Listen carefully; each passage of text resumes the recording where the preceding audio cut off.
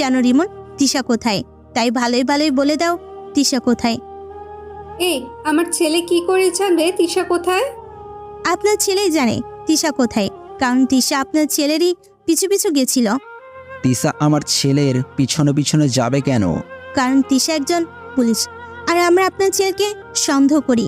কি তিশা মা পুলিশ আর আমার ছেলেকে তোমরা কেন সন্দেহ করো? আমার ছেলে কি করেছে? আমরা সন্দেহ করি কারণ আমাদের এই জেলা থেকে যে অবৈধ কাজ হচ্ছে তার সাথে আপনার ছেলেও জড়িত আছে।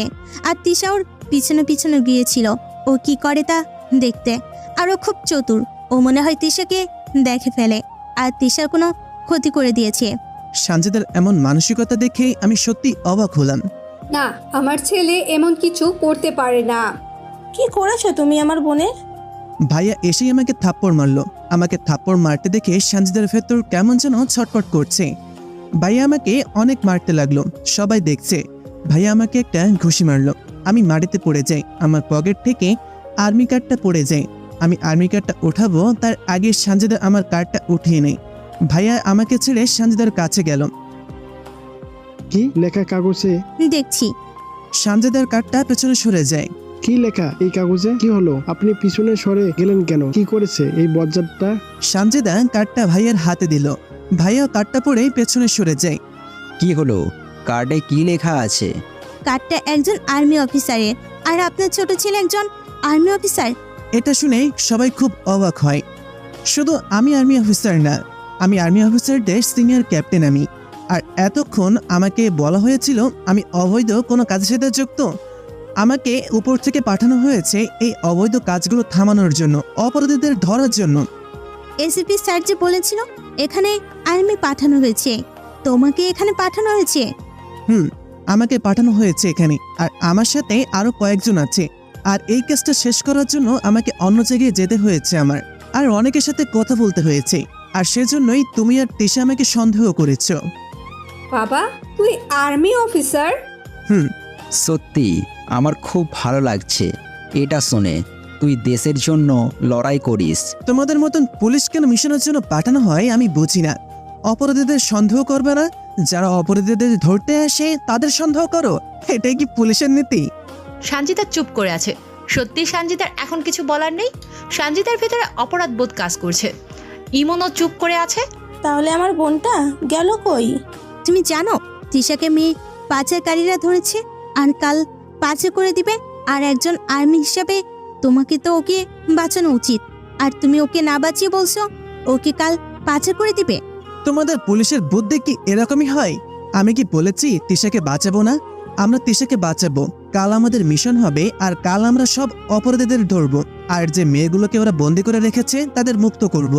ওরা আমার বোনের কোনো ক্ষতি করে ফেলবে না তো? না, তুমি চিন্তা করো না, তোমার বোনের কোনো ক্ষতি হবে না। আর এখন আমার অনেক কাজ আছে, বাই। সানজিদা চুপ করে আছে, কি বলবে ভেবে পাচ্ছে না। এখনও রিমনের সামনে আসারও কোনো মুখ নেই।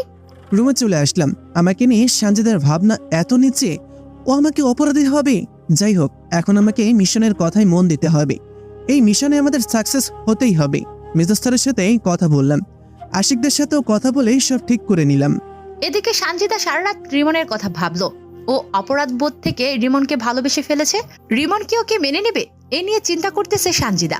আজ তাড়াতাড়ি ঘুম থেকে উঠলাম। এই মিশনের জন্য মেজর স্যার আরো কিছু আর্মি অফিসার পাঠিয়েছে। তাদেরকে বলে ওই বাড়িটার চারপাশে এমনভাবে রাখতে হবে যাতে কেউ ওদের দেখতে না পায়। সকাল সকালেই সানজিদা আমাদের বাড়িতে এলো, কিন্তু বাড়িতে এসে আমাকে পেল না। সানজিদার মন খুব খারাপ হলো। সানজিদাও তৈরি হলো মিশনে যাওয়ার জন্য, যদিও জানে না কোথায় মিশন হবে। তবুও নিজের ওপর আস্থা রাখলো ও নিশ্চয়ই খুঁজে বের করবে। এখন বিকাল 3টা বাজে। মেজর স্যার নতুন যে আর্মি অফিসার পাঠিয়েছিল তাদের সবাইকে খুব সাবধানে ওই বাড়ির চারপাশে রাখলাম। সবার সাথে ব্লুটুথের মাধ্যমে আমার কথা হবে।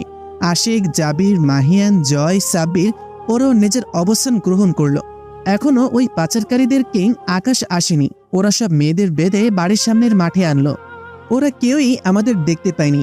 আমরা আড়াল থেকে ওদের উপর খেয়াল রাখছি। হঠাৎ বাতাস বইতে লাগলো। উপরে চেয়ে দেখি একটা হেলিকপ্টার নামতেছে। তাহলে এই পাচারকারীদের আসল নেতা আকাশ এসে পড়েছে। সবাইকে সাবধানে থাকতে বললাম। আকাশ হেলিকপ্টার থেকে নামলো। আকাশের সাথে আরো 6 জন লোক নামলো, পিস্তল নিয়ে। আকাশ গিয়ে সৌরভের সাথে কথা বলতে লাগলো। কথার মাঝে একটা ব্যাগ দিল সৌরভকে। ব্যাগটায় নিশ্চিত টাকা ছিল। সৌরভের লোকেরা মেয়েগুলোকে হেলিকপ্টারের কাছে নিয়ে যাচ্ছে। তখন আমি বললাম, অ্যাকশন। সাথে সাথে সব আর্মি অফিসাররা গুলি করতে শুরু করে দিল। হঠাৎ করে যেহেতু আমরা গুলি করা শুরু করে দিয়েছি, তাই ওদের অনেক লোককে আমরা মেরে ফেললাম। বাকিরাও আড়ালে গিয়ে আমাদের উপর গুলি করতে লাগলো। অনেক তুমুল যুদ্ধ হলো। ওরাও বুঝে গেল ওরা হেরে যাচ্ছে। ওদের কিং আকাশ দৌড়ে হেলিকপ্টারের কাছে যেতে লাগলো। আমি গিয়ে আকাশের